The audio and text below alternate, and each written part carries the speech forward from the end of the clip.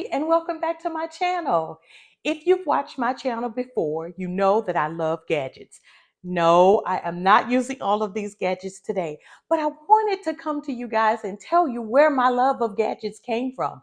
So back in 1995, 96, 97 or so, I was a Pampered Chef consultant. That's right, Pampered Chef. Pampered Chef is known for its gadgets. And most of the gadgets that I still use today, I purchased over 20 years ago from Pampered Chef. If you've watched my channel before, you've seen me use these baking racks. And these baking racks are still in pristine condition. Why? Because they're quality. You know that I love the word quality. Also, you've seen me use this mixing bowl. I've got a large one and a small one. But all of these gadgets are gadgets, like I said, that are over 20 years old, except this one. This is one of my newer ones. These baking stones, over 20 years old. These spatulas, over 20 years old. I love gadgets. I want to also say thank you so much to all of my new subscribers. My channel is growing weekly, and I am so grateful. So thank you so much. If you watched my video, my strawberry pie recipe and my melt-away cookies, you know that I had to use a musical montage because I totally lost my voice. It's almost back, maybe 89%, but I'm so glad to be in front of you all again using my voice. So today, we are not going to use the oven. Actually, we are going to I want to show you how to put together the pie crust that I used in my previous video. Recently, I've taken a master class with Miss Joanne Chang, who is a pastry chef in Boston. She's got two restaurants in Boston, I believe by the name of Flour Bakery. So today we are going to make a pâte brûlée. Pâte brûlée is a pie crust. And pâte brûlée is a French term for broken dough. So we are going to prepare that today. I want to show you how to make it. It's really easy. And for this particular recipe, if you don't want to use your pie crust right away, you can put it in the refrigerator for about 3 to 4 days, or you can do like I'm going to do. I'm going to freeze mine and use it at a later date. So if you're interested in learning how to make a pâte brûlée, continue watching. For this recipe, we'll need 1 cup or 140 grams of all-purpose flour, 2 teaspoons of sugar, 1 teaspoon of kosher salt, 9 teaspoons or 130 grams of unsalted cold butter, 2 large egg yolks room temperature, and 2 tablespoons or 30 grams of whole milk.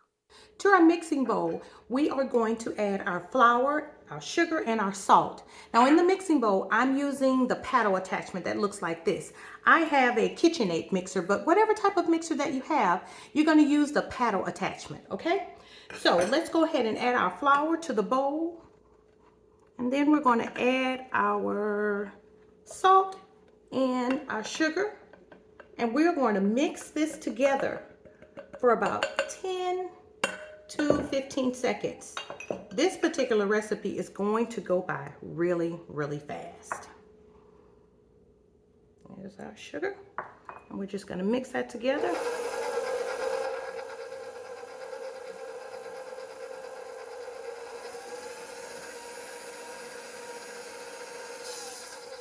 Okay, just like that. And now we're going to add our cold butter. Now we're going to add, I've cut the butter in about 10 to 12 pieces, and I let the butter actually stay in the refrigerator right until I was ready to use it. So we're going to add that to our mixer, and we're going to blend this together for about 90 seconds, or until the until the flour is no longer white. Okay, so let's add that to our mixer. We're going to do that probably on about medium.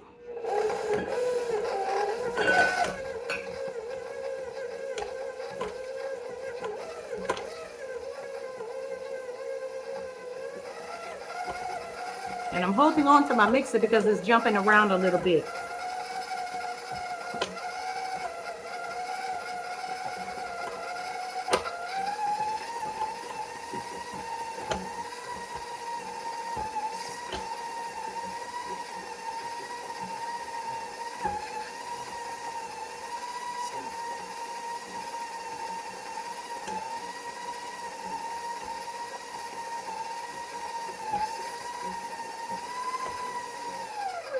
Okay, that was probably a little bit more than 90 seconds. Okay, now our recipe calls us to add our milk to our egg mixture. And we are going to whisk that together. And then we're going to add that to our flour mixture.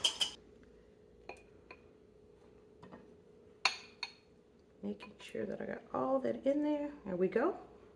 And we're going to mix this together for probably about 30 seconds.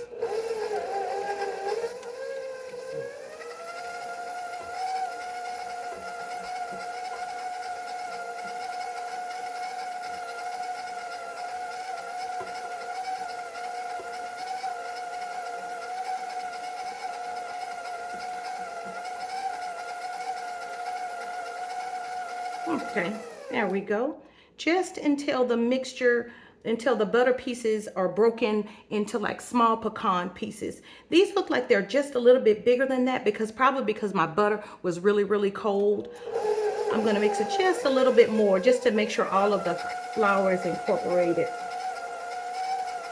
Okay, there we go. That's good. I always like using this little mat, this little mixing mat, as I call it. But you can do this on your countertop if you like. So we're going to take all the dough out, and it's a bit crumbly. It's not supposed to be all blended together because now we are going to use a method called versage. That's the method where we take the dough. I'm going to show you in just a second. We're going to take the dough. We're going to put it in a mound, press it all together. And we are going to take the heel of your hand and you're going to press down on the dough, smushing it. For the lack of a better term, you're going to massage the butter into the flour and you're going to push it, push it all until you get all of the butter incorporated, just like this. So you're going to take the heel of your hand and you're going to push the dough. See that you're just smearing it. You're smearing all of the butter into the flour. And you continue to smear. This recipe is going by so fast. I want to tell you guys, I found out some not so happy news. Well, for me, it's not happy. So, if you've watched any of my videos before, I'm going to mound this up. I'm going to do this one more time. You know that I always talk about using quality butter. And as a matter of fact, one of my subscribers asked me, what did I mean by quality butter? And I didn't answer her email because I didn't want to, I didn't want to give my opinion on what I considered quality butter.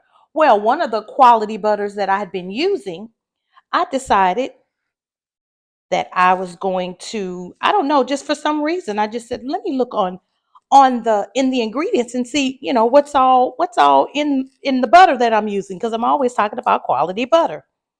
I have it said cream, no salt because I use unsalted butter, and then it said natural flavors. It didn't list what the natural flavors were. So I've decided I will not be using that particular butter anymore. So I'm trying a new butter. I am.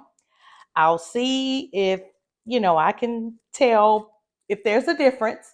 But I figure I don't need any ingredients added into my food that I don't know what they are.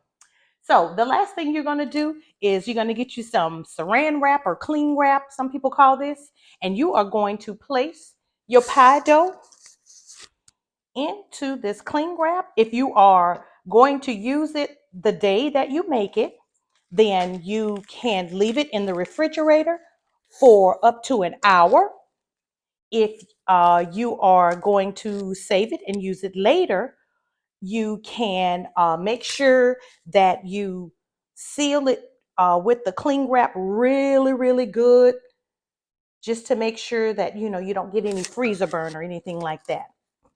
So if you saw my strawberry pie recipe, I didn't show you guys this part, but it was hard trying to flatten out that pie dough. So what the recipe suggests that you do is that when you put your pie dough in your cling wrap, you want to press it down till it's about 1 inch thick. That way, when you get it out of the refrigerator, it's already basically, as thin as you want it. You're not going to have to work as hard trying to get it into the circle shape so you can get it into your pie shell. So I'm going to continue to press this down. And like I said, I'm going to put mine in the freezer because I have another recipe that I want to share with you guys. Actually, if one of my best girlfriends is watching, she makes the best sweet potato pie. So actually, I'm hoping she'll give me some of her sweet potato filling and then let me use my pie dough. So there you go, guys. It's done. And like I said, I'm going to wrap this again and wrap it real tight because I'm going to place this one in the freezer. Thank you so much for joining me today. I really appreciate you guys watching my videos because I enjoy doing this. So be sure to like, share, and subscribe. And also comment if you don't like, share, subscribe, and comment. How am I going to know you want me to continue doing this? Be blessed. Bye.